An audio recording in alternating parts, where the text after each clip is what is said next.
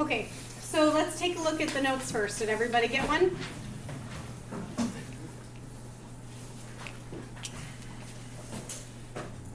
All right, so you can see at the top of the paper we have our definition, which is a review from last week. You got two of them.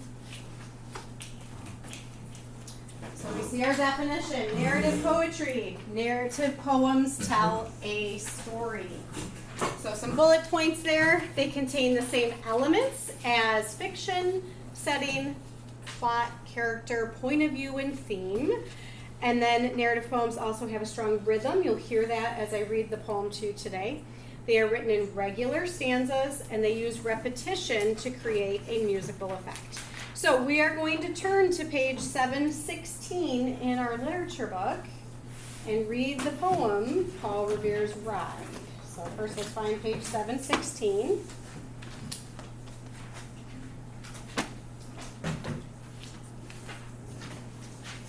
Now, this is a pretty long poem as it tells a story, and I'm assuming that we have some background on Paul Revere.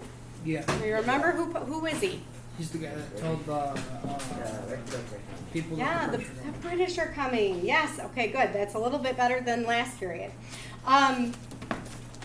What time period is that? What war was that? Revolutionary Yes, Revolutionary War. Good. So we got a little background already.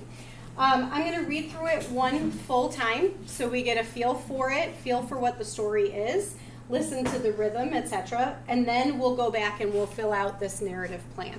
Okay? So let's just follow along with me while I read it to you. Paul Revere's Ride by Henry Wadsworth Longfellow. Listen, my children, and you shall hear of the midnight ride of Paul Revere. On the 18th of April in 75, hardly a man is now alive who remembers that famous day and year. He said to his friend, "If the British march by land or sea from the town tonight, hang a lantern aloft in the belfry arch of the old North Church tower as a signal light, one if by land and two if by sea, and I on the opposite shore will be, ready to ride and spread the alarm through every Middlesex village and farm, for the country folk to be up and to arm." Then he said good night, and with muffled oar silently rowed to the Charlestown shore, just as the moon rose over the bay, where swinging wide at her moorings lay the Somerset, British man of war, a phantom ship with each mast and spar across the moon like a prison bar, and a huge black hulk that was magnified by its own reflection in the tide. Meanwhile, his friend through alley and street wanders and watches with eager ears, till in the silence around him he hears the muster of men at the barrack door, the sound of arms and the tramp of feet, and the measured tread of the grenadiers marching down to their boats on the shore. Then he climbed the tower of the old North Church, by the wooden stairs with stealthy tread, to the belfry chamber overhead, and startled the pigeons from their perch on the somber rafters that round him made masses and moving shapes of shade, by the trembling ladder steep and tall to the highest window in the wall, where he paused to listen and look down a moment on the roofs of the town, and the moonlight flowing over all. Beneath in the churchyard lay the dead, in their night encampment on the hill, wrapped in silence so deep and still that he could hear, like a sentinel's tread, the watchful night wind as he went, creeping along from tent to tent, and seeming to whisper, all is well. A moment only he feels the spell of the place and the hour and the secret dread of the lonely belfry and the dead. For suddenly all his thoughts are bent on a shadowy something far away, where the river widens to meet the bay, a line of black that bends and floats on the rising tide like a bridge of boats. Meanwhile, impatient to mount and ride, booted and spurred with a heavy stride, on the opposite shore walked Paul Revere. Now he patted his horse's side, now he gazed at the landscape far and near, then impetuous stamped the earth, and turned and tightened his saddle girth. But mostly he watched with eager search the belfry tower of the old North Church, as it rose above the graves on the hill, lonely and spectral and somber and still. And lo, as he looks on the belfry's height, a glimmer, and then a gleam of light. He springs to the saddle, the bridle he turns, but lingers and gazes, till full on his sight a second lamp in the belfry burns. A hurry of hoofs in the village street, a shape in the moonlight, a bulk in the dark, and beneath from the pebbles in passing a spark, struck out by a steed flying fearless and fleet. That was all. And yet, through the gloom and the light, the fate of a nation was riding that night. And the spark struck out by that steed in his flight kindled the land into a flame with its heat. He has left the village and mounted the steep, and beneath him, tranquil and broad and deep, is the mystic, meeting the ocean tides, and under the alders that skirt its edge, now soft on the sand, now loud on the ledge, is heard the tramp of his steed as he rides. It was 12 by the village clock when he crossed the bridge into Medford town. He heard the crowing of the cock and the barking of the farmer's dog, and felt the damp of the river fog that rises after the sun goes down. It was 1 by the village clock when he galloped into Lexington. He saw the gilded weathercock swim in the moonlight as he passed, and the meeting house windows, blank and bare, gaze at him with a spectral glare, as if they already stood aghast at the bloody work they would look upon. It was 2 by the village clock when he came to the bridge in Concord town. He heard the bleating of the flock and the twitter of birds among the trees, and felt the breath of the morning breeze blowing over the meadow brown. And one was safe and asleep in his bed, who at the bridge would be first to fall, who that day would be lying dead, pierced by a British musket ball. You know the rest in the books you have read, how the British regulars fired and fled, how the farmers gave them ball for ball, from behind each fence and farmyard wall, chasing the redcoats down the lane, then crossing the fields to emerge again, under the trees at the turn of the road, and only pausing to fire and load. So through the night rode Paul Revere, and so through the night went his cry of alarm to every Middlesex village and farm, a cry of defiance and not of fear, a voice in the darkness, a knock at the door, and a word that shall echo forevermore. For born on the night wind of the past, through all our history to the last, in the hour of darkness and peril and need, the people will awaken and listen to hear the hurrying hoofbeats of that steed and the midnight message of Paul Revere. That's a long one. All right, let's take a look at our narrative plan. Before we even go back, and we're going to go pretty much, line by line or stanza by stanza to fill some of this out, make sure that we have an understanding of it. But overall, this first part, who can tell me what happened? Paul Revere warned people that the British were coming. Absolutely. All right, so let's write that down. Whoops. Yeah, good.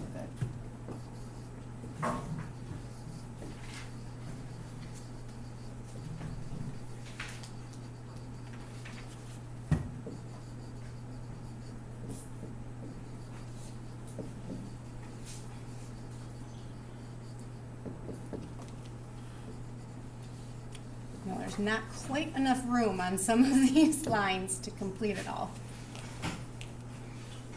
All right, so then we're looking for the where and when did it happen. So let's go back to the beginning, although you already know the answer.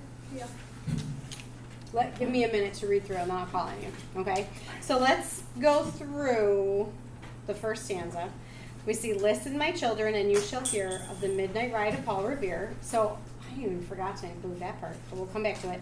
On the 18th of April in 75, hardly a man is now alive, which, why? Was this 1975? 1875. No. Or 1775. 1775. Was that your when? Yeah. Yeah, Carly. Let's do. Okay, so we can actually put a couple things because we have a time of day. What was the time of day? Midnight. So it starts at midnight on, April, was it 18th, you said? Yeah. And then our year is 1775. But we're not quite done. That's just our when. We're going to look for our where as well. So we're going to get into the next stanza and maybe look at the footnote as well. So he said to his friend, if the British march by land or sea from the town tonight, hang a lantern aloft in the belfry arch of the North Church Tower as a signal light. 1 if by land, 2 if by sea, and I on the opposite shore will be, ready to ride and spread the alarm through every Middlesex village and farm. So where are we, Cooper? Eastern Massachusetts. I was looking at the footnote. Yeah. Yeah, so It's a we county. see in the footnote, yep, that Middlesex is a county in eastern Massachusetts. And it'll list some of those other Is it still a towns. county? What's that? Is it still a county? Probably. That's an excellent question. I know that the towns that they list are definitely still existing towns. I don't know if the county is still called that or not because I don't know Massachusetts that well. I would think it would be, but to do some research on that. All right. Before we even continue, we pretty much know our who, right? Paul Revere. Paul Revere. Who else is there? British. Well, not really the British yet, right? His friend. His friend, who's going to be looking for the British, right?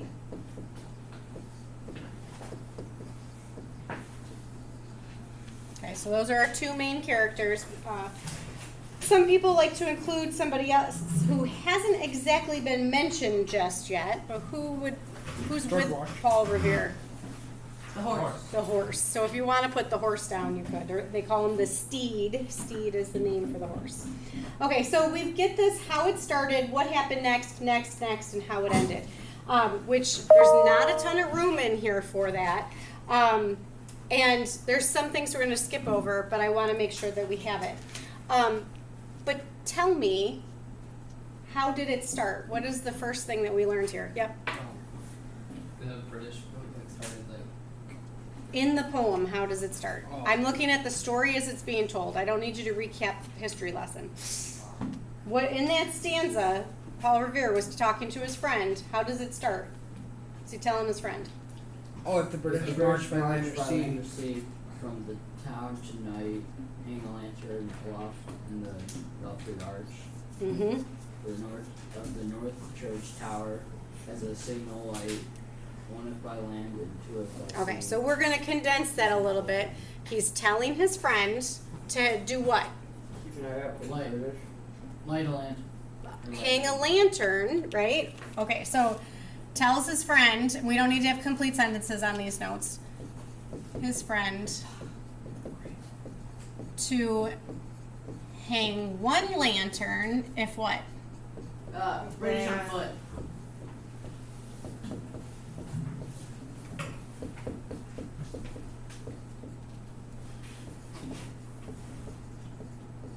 And two if By sea. I see.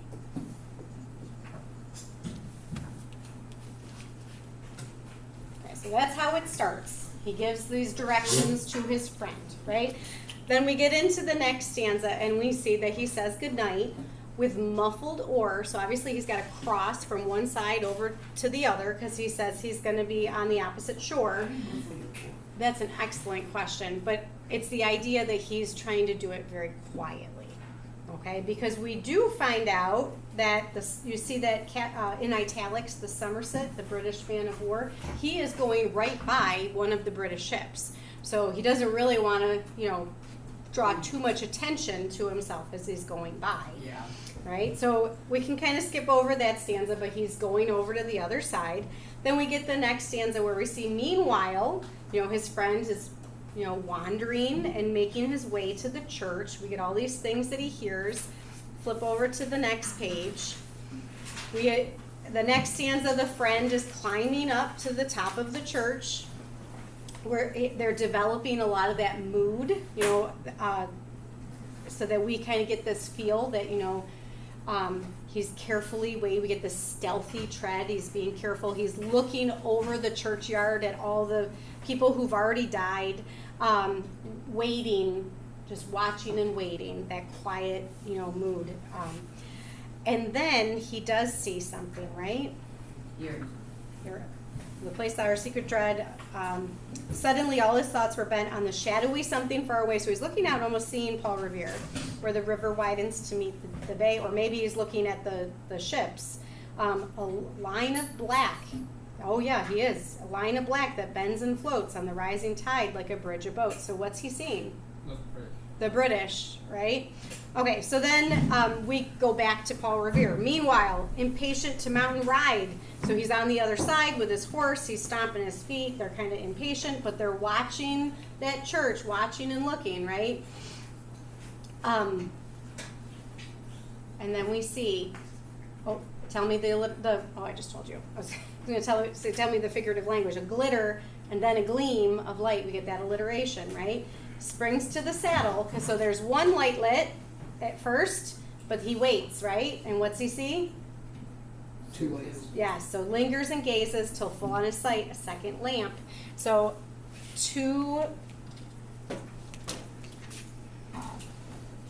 I'm going to put that as he waits for his friend.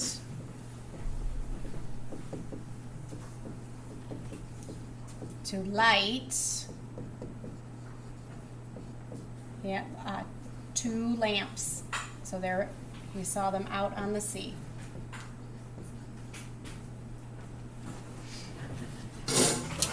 And then what does he start to do? We get this a hurry of hooves and more alliteration, right? What's that hurry of hooves mean?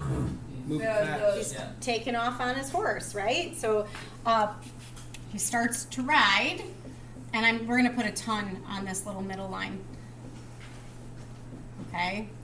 Hurry of hoofs is that first stanza, and then we go down to, it was 12 by the village clock when he crossed the bridge into Medford town. So I'm going to put 12 o'clock, Medford.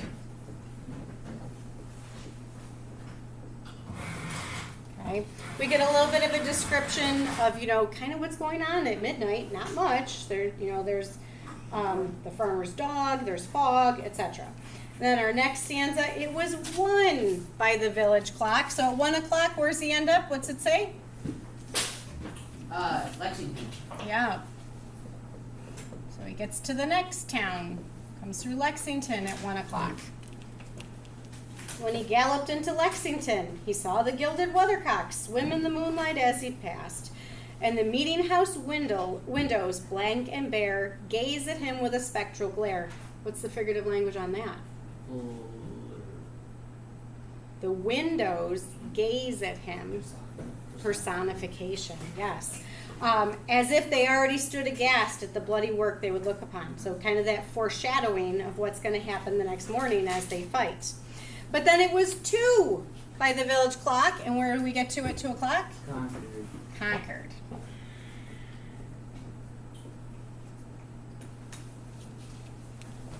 Okay.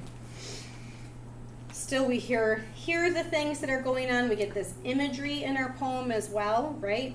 Appealing to those 5 senses, the twitter of the birds, the breath of the morning breeze, and then we also get this, who at the bridge would be first to fall, who that day would be lying dead, pierced by a British musket ball. Once again, that foreshadowing of what's going to happen the next day.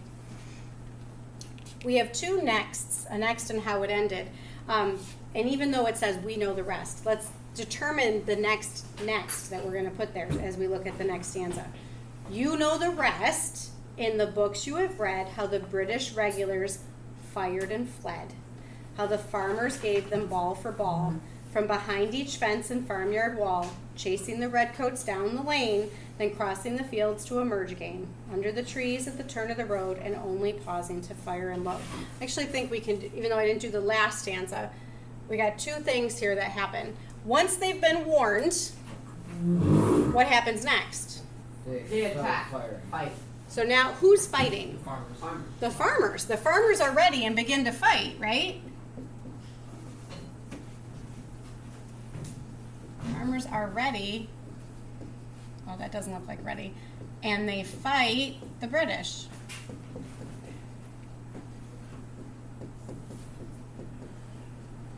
Which led to, how did it end? What did the British do?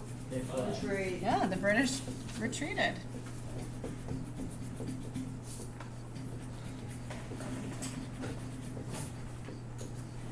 All right, this last one you'll do on your own, how I felt. This is different than reading about it in your textbook. It's even different than reading it as a novel. So how did it feel to get that historical story in a poem? How did you feel, kind of the mood that was portrayed to you? And then you may put that in your binder. Okay?